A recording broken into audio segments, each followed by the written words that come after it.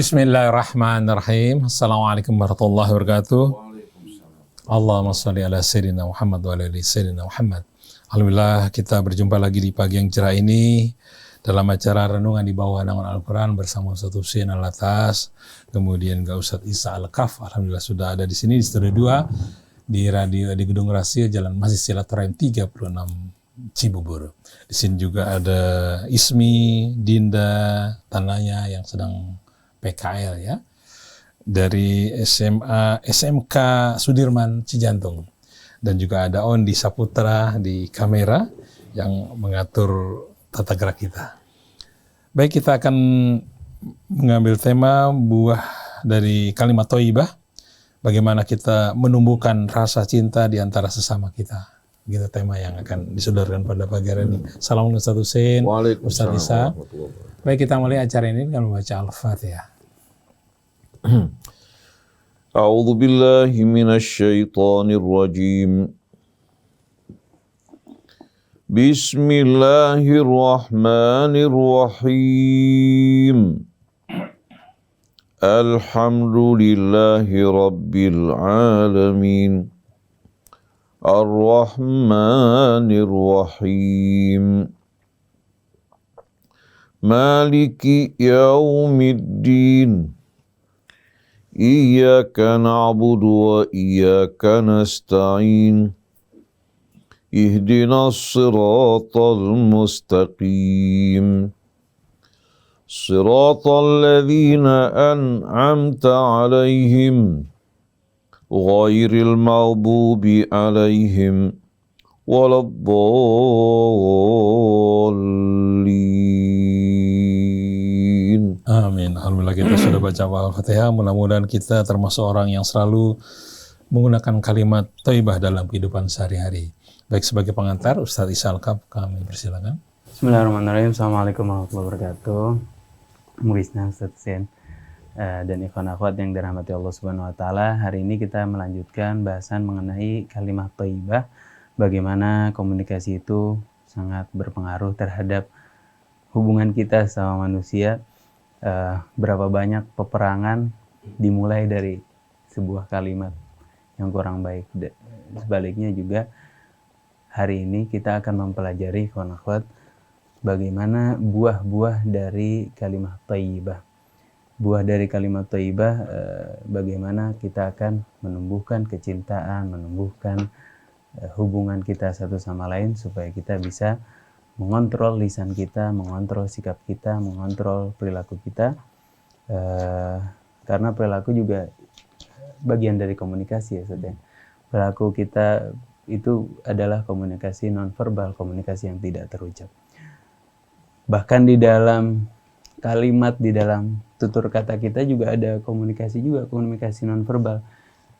Intonasi, tempo, air muka, jarak, dan lain sebagainya.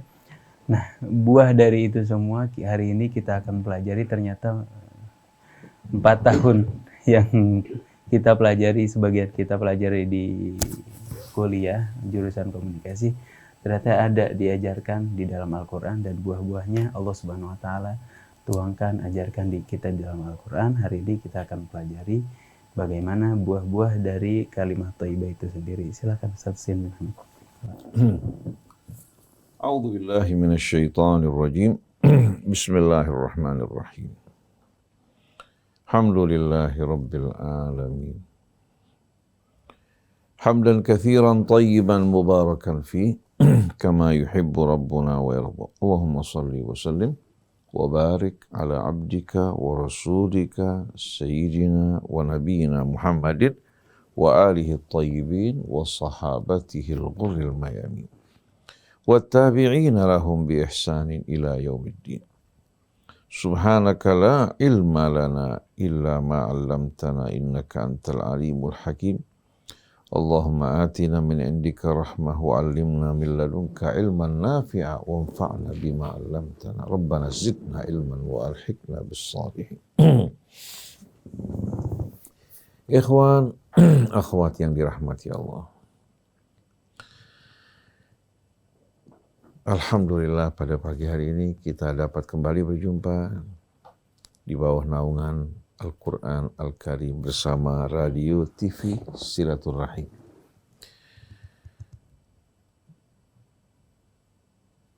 Bersama Ustadz Isa bin Ahmad Taufik, Ustadz Muhammad Krisna bin Muhammad Ishaq, Ondi, ada akhwat kita juga yang sedang magang. Kepada seluruh kaum muslimin dan muslimat yang dirahmati Allah, kepada seluruh anak bangsa kita, Assalamualaikum jami'an wa rahmatullahi wa barakatuh.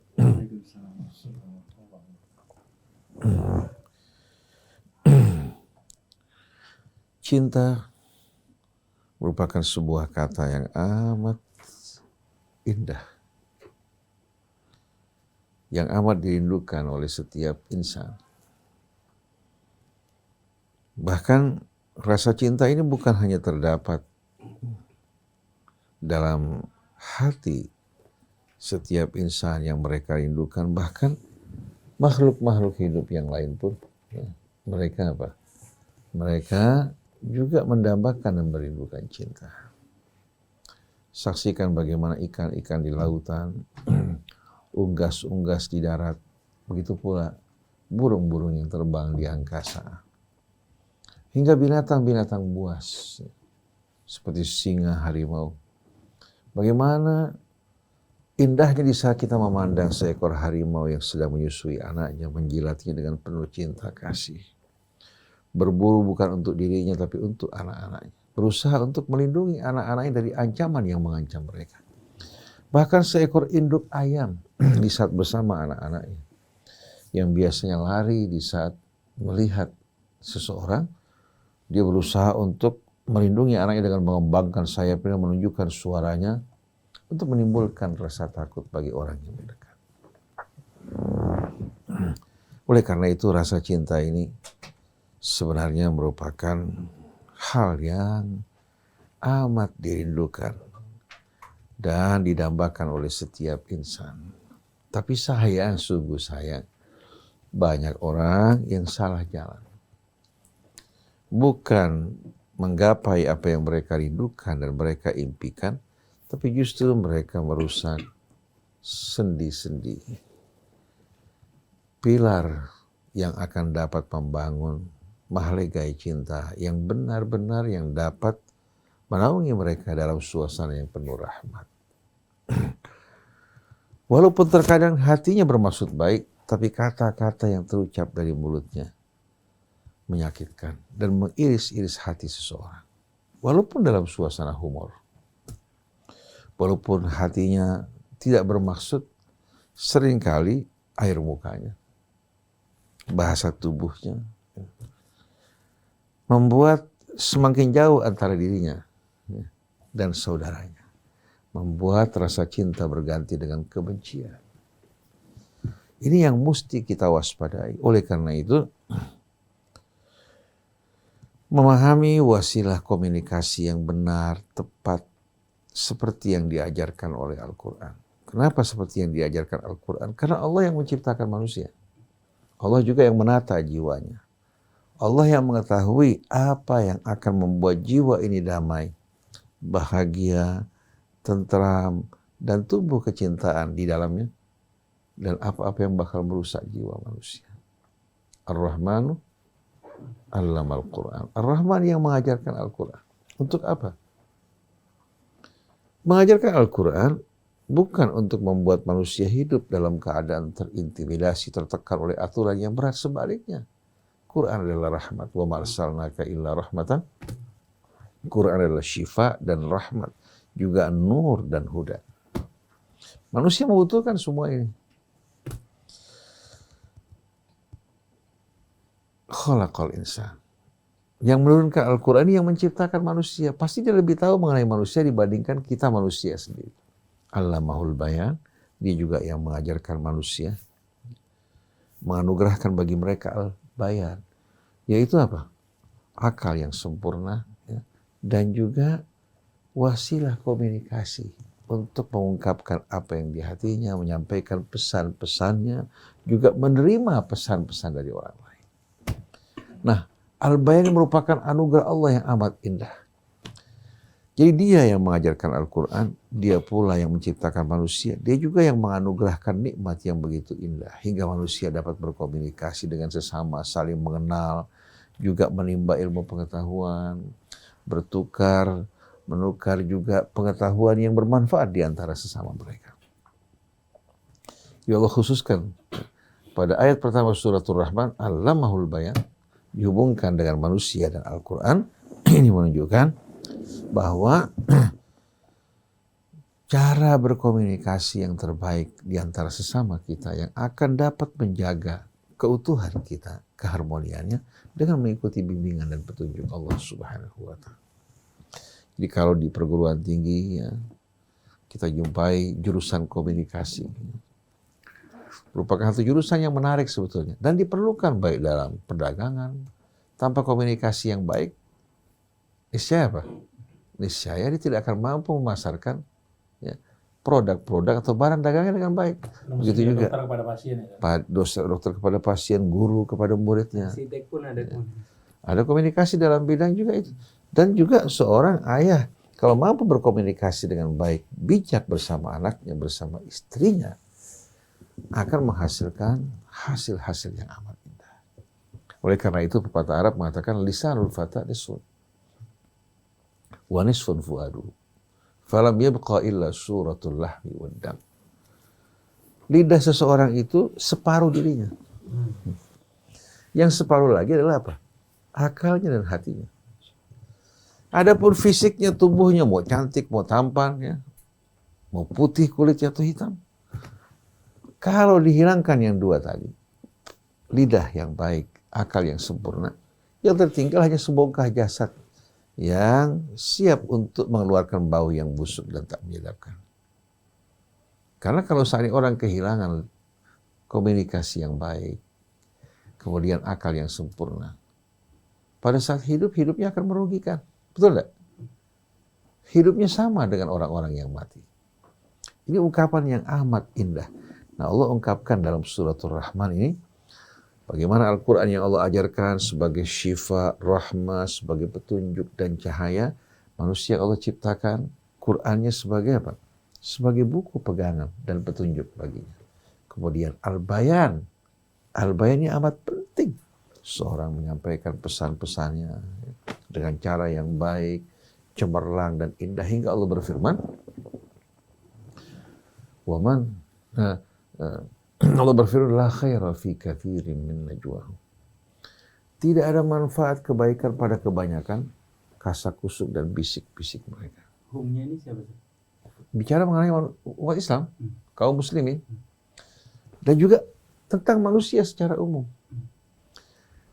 Tidak ada kebaikan pada kebanyakan pembicaraan mereka yang dirahasiakan maupun yang mereka nampakkan. Tidak ada manfaatnya illa man amara bisadaqah, kecuali yang mengajak orang yang mampu bersedekah, membantu orang-orang yang butuh. Berarti menyelesaikan persoalan saudara-saudara kita yang butuh. Au ma'rufin, atau mengajak untuk bersama-sama mengerjakan nilai-nilai yang ma'ruf. Karena begitu nilai yang ma'ruf dominan di tengah masyarakat kita, opini masyarakat kita akan sehat dan amal mereka juga akan sehat. Hingga orang-orang yang terbiasa berbuat yang tidak baik malu untuk menampakkan diri. Kalau sekarang sebaliknya, korupsi jadi kebanggaan, dianggap kecerdasan. Seorang yang mampu mengumpulkan harta walaupun dengan cara yang tidak benar dianggap seorang jenius. Sedangkan seorang jujur bersih dianggap orang bodoh. Betul enggak? Jadi kita lihat di sini ya, bagaimana Allah Subhanahu wa Ta'ala menegaskan kepada kita, kebanyakan pembicara manusia ini sia-sia, kecuali yang mengajak untuk bersedekah, berbuat yang ma'ruf, au islahin bainan nas, atau mengajak orang yang tadinya bermusuh-musuhan untuk berdamai. Kata-kata yang baik disampaikan untuk keduanya akan membuat hati mereka lunak. Hati mereka lunak. Nah, ketiga-tiganya mengajak orang bersedekah. Begitu juga mengajak kepada yang ma'ruf. Begitu pula mendamaikan orang yang berselisih. Ini semua merupakan untayan kalimat thayyibah. Kalau di Al-Quran itu kan berkatalah baik kepada manusia, itu kesana arahnya. Ya otomatis wa qulu linnasi husna di sini bukan hanya terbatas terhadap sesama umat Islam, terhadap semua manusia. Dan contoh yang paling nyata di hadapan kita Nabi kita Muhammad SAW. Pernah nggak beliau berkata-kata yang tidak baik? Tidak pernah. Tidak pernah. Walaupun ada riwayat-riwayat yang berusaha menodai kehormatan beliau, ini Israiliyat yang ingin merusak kehormatan Nabi kita Muhammad SAW. Dia selalu berkata yang baik. Dia selalu juga bersikap baik, jangankan terhadap sesama kaum muslimin, terhadap orang Islam pun dia bersikap baik. Nah, Allah sebutkan yang melakukan 3 hal tadi. Waman yaf'al dzalika ibtigha'a mardatillah. Siapa yang melakukan 3 hal tadi? Mengajak orang untuk bersedekah, mensosialisasikan yang ma'ruf, membangun opini yang sehat. Kemudian yang ketiga, mendamaikan orang yang bermusuh-musuhan. Siapa yang melakukan hal ini, fasaufa nu'tihi ajran 'azima. Kami akan memberikan baginya ganjaran yang amat besar. Ini janji dari Allah. Nah, kalau kita perhatikan saat ini, kebanyakan kasakusuk di antara kita, begitu juga melalui media, kebanyakannya hal-hal yang merusak keutuhan kita, memecah belah, menimbulkan fitnah, menumbuhkan kebencian. Bagaimana umat Islam akan menerima rahmat Allah apabila ini yang mereka lakukan? Bagaimana Allah akan menempatkan rasa cinta di hati mereka kalau yang mereka lakukan amal-amal yang dapat merusak kecintaan? Dalam surat Maryam, pada akhir surat Maryam, ayat 96 Allah berfirman, Innal ladzina amanu wa amilus shalihat sayaj'alu lahumur rahmanu wudda. Sesungguhnya orang-orang yang beriman kepada Allah dan mengerjakan amal soleh, Allah akan letakkan di hati mereka wudda, rasa cinta. Wudda sama dengan mawaddah. Wadda ya waddu kata kerjanya. Jadi Allah akan letakkan, tumbuhkan. Kalau Allah jadikan di hati mereka, artinya apa? Allah tempatkan hati mereka, apa? Tempatkan di hati mereka rasa cinta yang akan menumbuhkan betul-betul apa? Komunikasi hubungan yang amat indah dan harmoni. Jadi orang yang beriman, kenapa Allah sebutkan iman? Karena seorang kalau perilakunya diawasi oleh Allah dan menjaga Allah, itu akan stabil. Tapi kalau dia bersikap, berbuat hanya atas dasar kepentingan maslahat, maka pada saat dia melihat tidak ada maslahat, sikapnya akan berubah. Betul nggak? Masalah itu maksudnya menguntungkan dia. Ini bersifat apa? Pragmatis. Di saat dia diuntungkan, dia akan bersikap baik. Di saat dia tidak melihat keuntungan, sikapnya akan kembali kepada asalnya. Betul nggak? Tapi yang selalu melihat Allah, dimanapun dia berada, kemanapun dia pergi, apapun yang dilakukan, rahasia atau nyata, semua dilihat oleh Allah. Ini namanya apa? Bekerja atas dasar ketakwaan. Artinya menjaga Allah. Menjaga Allah pada apa-apa yang diucapkan. Jadi takwa itu bukan takut, tapi menjaga Allah pada apa yang kita ucapkan dan kita perbuat. Nah, ini yang dikatakan iman. Wa amilus shalihat, dan mengerjakan amal saleh. Di antaranya berbicara baik, berkomunikasi dengan baik, yang akan menumbuhkan juga kecintaan dan mendorong merangsang orang untuk mengerjakan amal-amal saleh. Sayaj'alu lahumur rahmanu wudda. Maka Ar-Rahman yang maha pemurah, yang maha pengasih, akan menjadikan di hati mereka wudda, rasa cinta. Berarti mafhum mukhalafahnya, mafhum kebalikannya, kalau mereka tidak melakukan hal ini, cinta tidak akan tumbuh di hati mereka. Mungkin sebagian orang mengatakan, kok kita jumpai pasangan-pasangan yang tidak seperti itu, kok bisa merasakan cinta? Itu bukan cinta. Hanya kobaran nafsu sesaat. Di saat mereda, mereka merasakan kejemuan di antara mereka. Saksikan aktor, artis terkenal. Mereka hidup berumah tangga dengan pesta yang luar biasa. Hanya beberapa lama kemudian mereka berpisah. Betul nggak? Betul. Siapa yang tidak pernah menyaksikan atau yang pernah menyaksikan acara berlangsungnya pernikahan antara Pangeran Charles dan Lady Diana? Perkawinan yang besar-besaran. Tapi berakhir dengan Cerai. Dengan perkawinan yang betul-betul amat tragis. Karena perkawinan bukan kembali kepada semua ini. Kembali kepada apa? Keimanan, artinya kita melakukan semua ini atas dasar iman, merasakan pengawasan Allah. Kemudian apa? Amal soleh yang kita lakukan atas dasar iman tersebut akan stabil.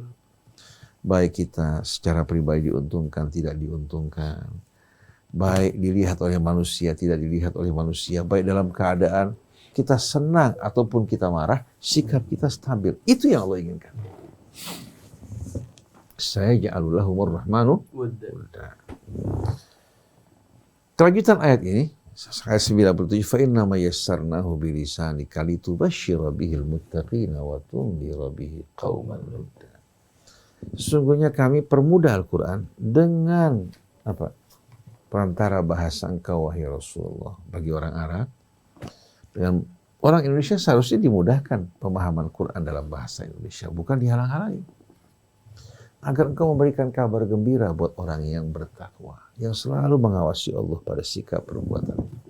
Wa tunzira bihi qauman ludda, dan kamu memberikan peringatan kepada mereka yang membangkang, yang menentang kebenaran dan menolak kehadiran Allah dalam hidup mereka. Karena ludda, al-ladud, itu menggambarkan orang-orang yang menentang, membangkang, dan menolak kehadiran Allah dalam hidup mereka.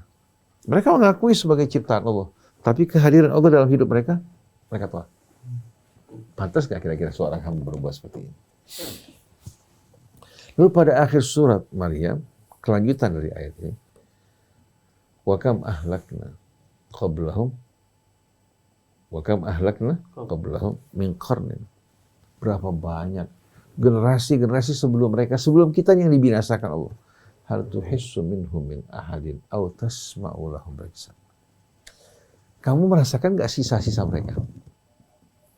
Kamu merasakan gak orang-orang yang dibesarkan dulu? Masih ada gak tersisa dari mereka? Atau kok apa? Dengar, katakanlah sebutan mereka. Semuanya hanya merupakan cerita sejarah. Siapa yang tidak kenal Firaun? Siapa yang tidak kenal Namrud? Betul enggak? Siapa yang tidak kenal pemuka-pemuka yang pernah berkuasa di atas muka bumi? Syairan. Yang berkuasa dikenal sebagai raja di raja. Ternyata digulingkan oleh seorang kakek-kakek berusia 80 tahun. Imelda Marcos, Presiden Marcos Filipina, bersama istrinya, yang menikmati betul-betul apa kesenangan, hidup beriforia di atas penderitaan rakyatnya. Jatuh hanya oleh seorang wanita. Betul enggak? Saksikan juga penguasa Chili. Para diktator yang berkuasa di muka bumi. Begitu juga kalangan-kalangan yang pernah tampil di muka bumi sebagai konglomerat. Seperti Onassis. Kemana perginya Onassis? Kemana perginya sekian banyak mereka-mereka yang pernah menjadi pemuka di atas muka bumi? Hanya tinggal tutur dan cerita. Kalau mereka orang yang berbuat baik mulia akan menjadi tutur yang baik. Kalau tidak menjadi tutur dan cerita yang buruk. Jadi Allah tegaskan pada kita bahwa yang akan menumbuhkan cinta sejati yang bermanfaat. Bukan cinta yang sifatnya berahi. Cinta yang sifatnya apa? Syahwani. Tapi cinta yang sejati adalah keimanan dan amal saleh. Kalau hanya amal soleh tanpa iman, dia akan labil. Karena tidak punya fondasi yang kuat. Seorang anggota TNI atau polisi, atau anggota DPR, atau katakan seorang pemimpin di atas, atau menteri. Kalau dia menjalankan tugasnya dengan mengawasi Allah, niscaya tidak akan ada yang kuasa untuk mengubah sikap dan perbuatannya. Dia akan bersikap jujur. Tapi kalau dia bekerja dengan ambisi kecintaan terhadap dunia, untuk hidup bersenang-senang, menggunakan jabatan sebagai kesempatan, orang seperti ini, walaupun berbuat kebaikannya tidak apa? Tidak betul-betul mengungkapkan jiwa yang stabil. Ada orang dari anggota partai membagi-bagikan beras, tapi akan dibagikan setelah partai menang. Masyarakat sudah menunggu. masyarakat sudah memilih di tempat tersebut partai seperti yang mereka inginkan. Ternyata kalah partai, berhasil diambil kembali. Oleh karena itu kalau musim kampanye, perhatikan coba, yang membagi-bagikan bantuan banyak nggak? Banyak. Cuma masyarakat kesian, karena terdesak oleh kebutuhan dia terima, percaya sama janji-janji mereka, padahal mereka semua apa? Mereka semua betul-betul orang-orang yang tidak sedikit pun terdapat kebajikan di hati mereka. Mereka lakukan bukan karena Allah, tapi karena mengharapkan sesuatu yang lebih besar. Maka hati-hati orang-orang yang berikan bantuan dengan mengharapkan sesuatu yang lebih besar, dia akan merusak pada saat kita berikan kepercayaan.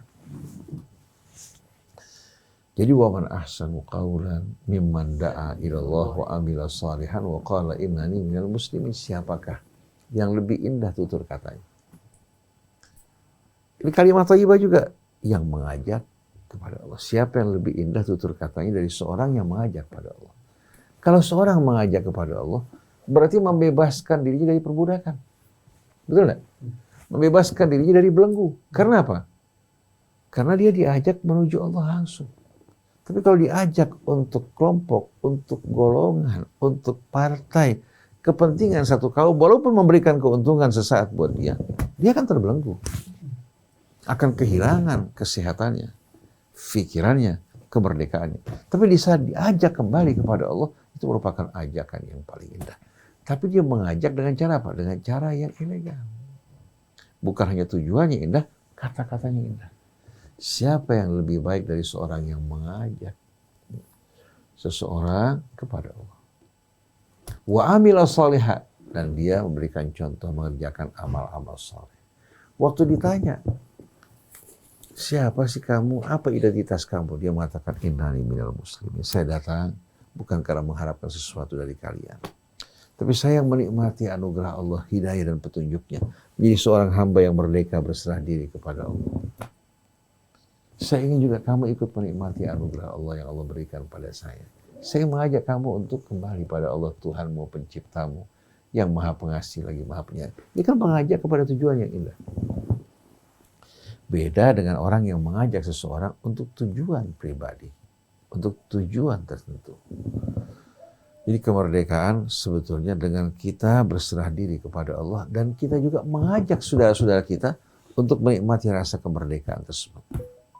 Oleh karena itu, iyyaka na'budu sebetulnya wa iyyaka nasta'in mengajak kita memproklamirkan kemerdekaan kita. Karena begitu kita hanya menyembah Allah dan hanya kepadanya kita mohon pertolongan, walaupun pertolongan datang melalui hamba, kita nggak merasa terikat dengan dia. Kita merasa bahwa ini merupakan apa? Jawaban Allah atas apa yang kita ucapkan. Tapi di saat kita terikat dengan seseorang, bagaimana perasaan kita? Iyyaka na'budu wa iyyaka nasta'in. Ihdinas siratal mustaqim. Jalan yang luas dan terang ini siratal ladzina an'amta 'alaihim. Jalan orang yang telah Kau limpahkan kenikmatan atas mereka. Ghairil maghdubi 'alaihim waladdallin. Bukan jalannya orang yang terkena murkamu atau tersesat dari jalan. Jadi innal ladzina amanu wa amilus shalihat sayaj'alu lahumur rahmanu wudda. Dan bagaimana perintah dan seruan Allah, ud'u ila sabili rabbika bil hikmati wal mau'izatil hasanah. Ajak ke jalan Tuhanmu. Ajak hamba-hamba yang tersesat kembali kepada Tuhanmu dengan cara yang bijak. Pilih kata-kata yang betul-betul membuat hatinya terbuka. Membuat yang tadinya jauh mendekat. Wal mau'izatil hasanah, nasihat yang baik, yang tidak merendahkan, menjatuhkan, menyudutkan dirinya atau memandang rendahnya. Wal mau'izatil hasanah wajadilhum billati hiya ahsan. Kemudian ajak mereka berdialog, beradu argumentasi dengan cara yang lebih baik. Fa idzal ladzi bainaka wa bainahu adawatun ilfa billati hiya ahsan. Fa idzal ladzi bainaka wa bainahu adawatun ka'annahu waliyyun. Hadapi sikap kasar, arogan orang lain dengan cara yang lebih baik. Hingga orang yang tadinya membenci kamu, berubah menjadi orang yang amat mencintai kamu. Dan kita lihat, wala tastawil hasanatu wala sayyi'ah. Tidak akan sama antara kebajikan, tutur kata, perbuatan yang baik, dan keburukan. Baik dalam ucapan maupun idfa billati hiya ahsan, hadapi dengan sikap yang lebih baik. Fa idzal ladzi bainaka wa bainahu adawatun ka'annahu waliyyun hamim. Wa ma yulaqaha illa alladziina sabaru wa ma yulaqaha illa dzu hadzin 'adzim. Dan tidak akan dianugerahkan hal ini, kebijaksanaan, tutur kata yang baik, kecuali orang yang sabar. Dan tidak akan menerima hal ini kecuali orang yang memiliki peruntungan yang amat besar. Artinya orang yang bisa hidup menggunakan kalimah thayyibah, bersikap bijak, mengajak kepada Allah, adalah orang-orang yang benar-benar amat beruntung. Ustaz, kalau kita bernahi munkar menggunakan ketegasan, beda nggak Ustaz sama idfa billati hiya ahsan tadi? Di sini kita harus membedakan ya, antara tegas menyampaikan kebenaran ya, dengan apa? Dengan sikap keras. Sikap tegas tidak identik dengan keras. Betul nggak? Kalau kita menyampaikan kebenaran apa adanya, tidak dipelintir untuk menyenangkan orang lain, itu tegas. Tapi kan bisa disampaikan dengan apa? Dengan kata-kata yang lembut. Seperti Nabi Ibrahim. Dia tegas mengajak pada ayah. Tegas mengatakan bahwa ayah tersesat. Betul gak? Ya abati, lima ta'budu ma la yasma'u wa la yubsiru wa la yughni anka syai'an. Ya abati, inni qad ja'ani minal ilmi ma lam ya'tika fattabi'ni ahdika siratan sawiyya. Ya abati, la ta'budi syaitan. Inna syaitana kana lirrahmani waliya. Ya abati inni akhafu an yamassaka adzabun minar rahman fatakuna lisyaitani waliya. Ini tegas enggak? Tegas. Tapi lembut enggak? Lembut. Jadi ketegasan tidak identik dengan bahasa yang kasar dan arogan. Kelembutan juga tidak identik dengan kebenaran. Karena ada orang yang lemah lembut, tapi apa? Tapi mirip dengan ular yang berbisa. Artinya di saat katakan seorang datang ke hadapan hakim dengan lemah lembut, menawarkan juga bingkisan, tapi minta supaya nanti hukum, keputusan disesuaikan dengan dirinya. Santun enggak? Santun. Lemah lembut. Benar nggak perbuatannya? Sama. Iya. Jadi lemah lembut juga bukan berarti ya identik dengan kebenaran. Oleh karena itu ketegasan harus, tapi menyampaikan dengan wasilah komunikasi yang baik, santun, itu merupakan apa? Hal yang akan membuat kebenaran bisa diterima dan disambut. Cuma orang sering memahami apa? Memahami ketegasan itu dengan cara yang keras. Dia bilang, afdal jihad kalimatu haqqin inda sultani jair. Jihad yang paling utama mengucapkan kalimat yang hak di hadapan sultan jair.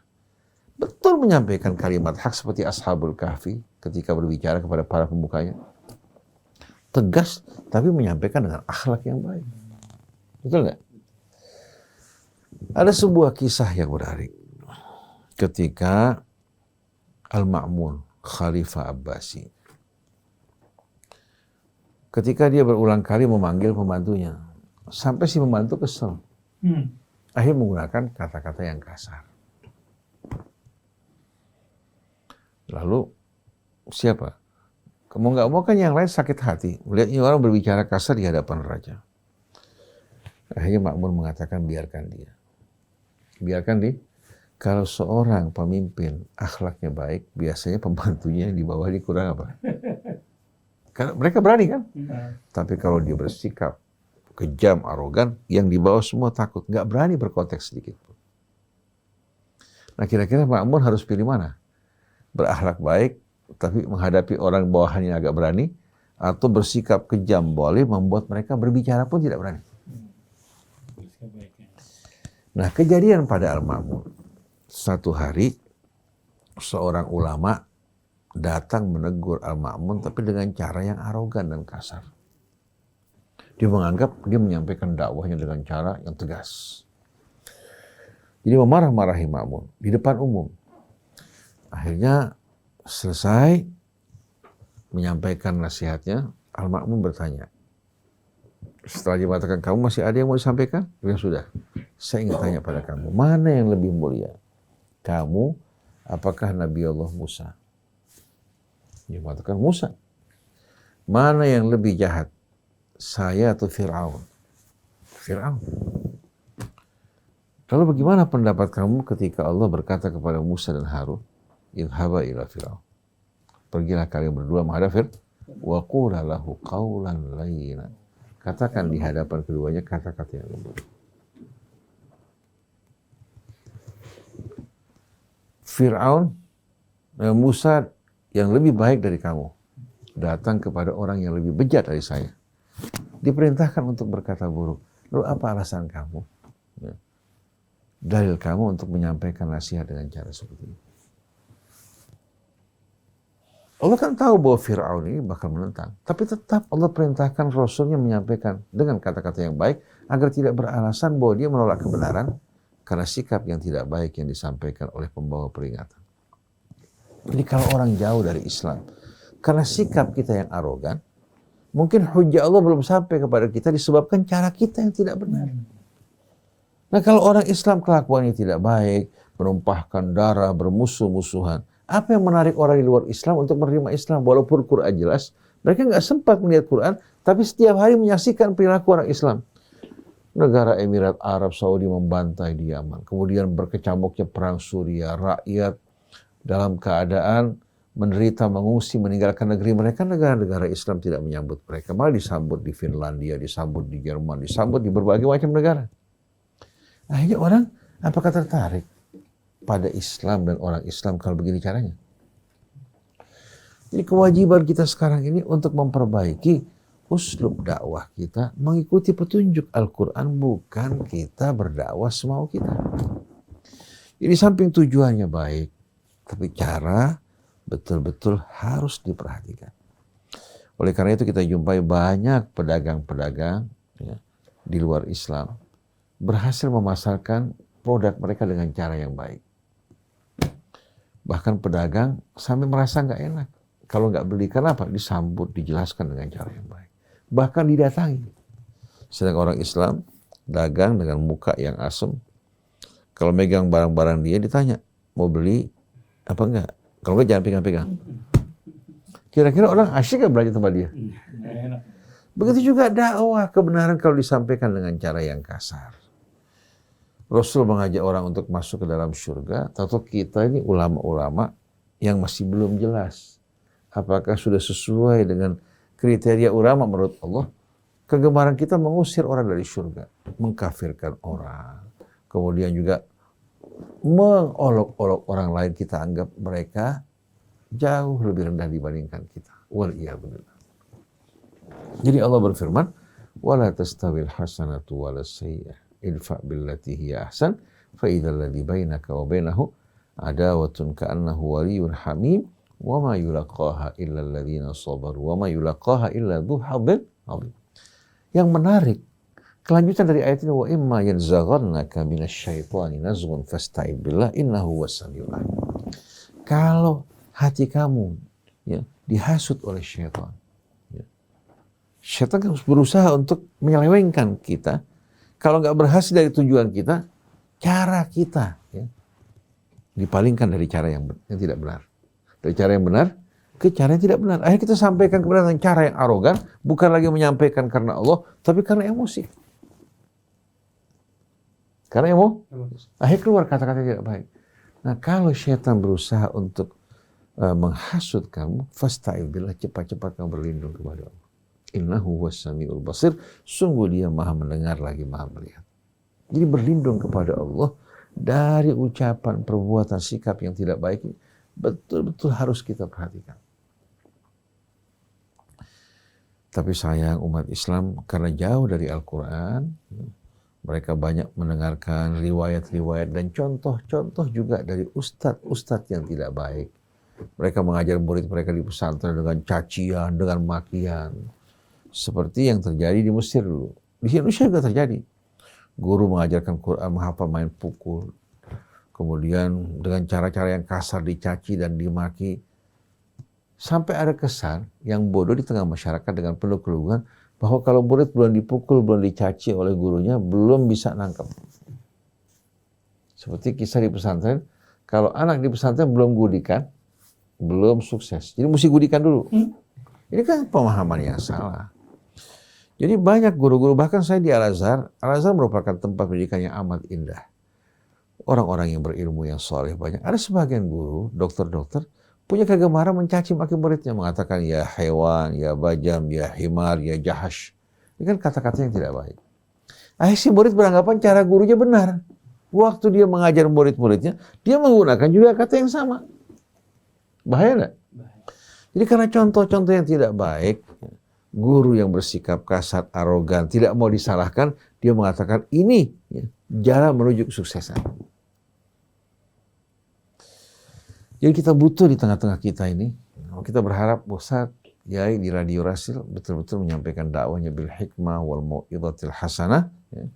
Di samping menegaskan, memperhatikan materi dakwah yang disampaikan sesuai dengan Al-Quran, tuntunan Rasul, disampaikan juga dengan wasilah komunikasi dengan cara yang baik. Nah, saya merasa di tengah-tengah kita itu, kita bergaul sudah cukup lama di tengah-tengah masyarakat. Sekarang saya berusia 63 tahun. Mas Krista juga hampir sama, mungkin 64. Saya merasa bahwa hati kita ini mudah tersentuh oleh sikap yang baik dan mulia. Tapi hati kita menjauh dari orang-orang yang tidak bersikap baik. Begitu juga kita temukan bahwa kata-kata baik yang kita ucapkan dalam mengajak seseorang itu menyentuh, masuk ke dalam hati. Saya satu kali ketika berada pada musim haji berkunjung di Aziziyah kepada seorang ulama yang terkemuka dari Libanon. Saya kebetulan bersama seorang datang berkunjung kepadanya. Kemudian orang tersebut, seorang pejabat bertanya kepada ulama ini, saya terjemahkan dalam bahasa Arab, dari mana kita harus memulai dakwah dan pendidikan? Dijawab oleh ulama tersebut, iftah quluban nas, yaftahu laka uqulahum. Buka hati manusia dengan kata-kata yang baik, sikap yang baik, juga dengan dialog dengan cara yang baik. Niscaya mereka akan buka pintu-pintu hati mereka untuk mendengarkan kamu. Jangan kamu berbicara dengan pembicaraan-pembicaraan yang menyakitkan, yang menusuk, yang menjatuhkan dirinya atau melecehkannya. Niscaya mereka akan menutup pintu hati mereka. Jadi penting di samping kita mengetahui kebenaran sebagai topik dakwah kita harus paham bagaimana kita berdakwah. Dari Quran, melalui dialog para nabi, para rasul dengan umat mereka, melalui juga bimbingan tuntunan Allah mengajarkan kepada kita untuk menghindari hal-hal yang menimbulkan kebencian. Seperti mengolok-olok orang lain, mencaci, memberikan julukan yang tidak patut, berburuk sangka, mengumpat, mengintai, mencari-cari kesalahan orang lain. Ini kan semua merupakan perbuatan yang menumbuhkan kebencian. Nah, suratul Hujurat ini perlu dihafal oleh setiap pemuda-pemudi kita untuk memahami bagaimana adab-adab berkomunikasi dengan cara yang baik dan menghindari hal-hal yang akan menimbulkan kebencian di antara kita semua. Jadi mudah-mudahan Allah Subhanahu wa Ta'ala berikan bimbingan tuntunan kepada kita semua setelah kita berpuasa selama 1 bulan. Mudah-mudahan Allah jadikan kita hambanya yang bertaubat, yang mensucikan diri, yang berkata baik, berbuat baik, mendengarkan yang baik, memandang yang baik, dan berkumpul bersama orang-orang yang baik di dunia, dan dikumpulkan bersama pemimpin manusia-manusia yang mulia. Nabi kita Muhammad SAW, para nabi yang lain, keluarganya, sahabatnya, dan Allah jauhkan kita dari perbuatan ucapan yang akan melontarkan kita jauh dari keridhaan Allah Subhanahu wa Ta'ala. Subhanakallahumma wa bihamdika, asyhadu an la ilaha illa anta, astaghfiruka wa atubu ilaik. Alhamdulillah, Iwan dan Naud, telah kita dengarkan tadi buah kalimat thayyibah, bagaimana kita menambahkan rasa cinta di antara sama kita. Mudah-mudahan kita termasuk golongan orang yang selalu dalam berkomunikasi menggunakan kata-kata yang thayyibah. Terima kasih Tusin, Ustaz Isa. Baik, saya Muhammad Krishna, Andi Saputra, kemudian juga Anis Mualim. Mohon pamit wabillahi taufiq wal hidayah. Assalamualaikum warahmatullahi wabarakatuh.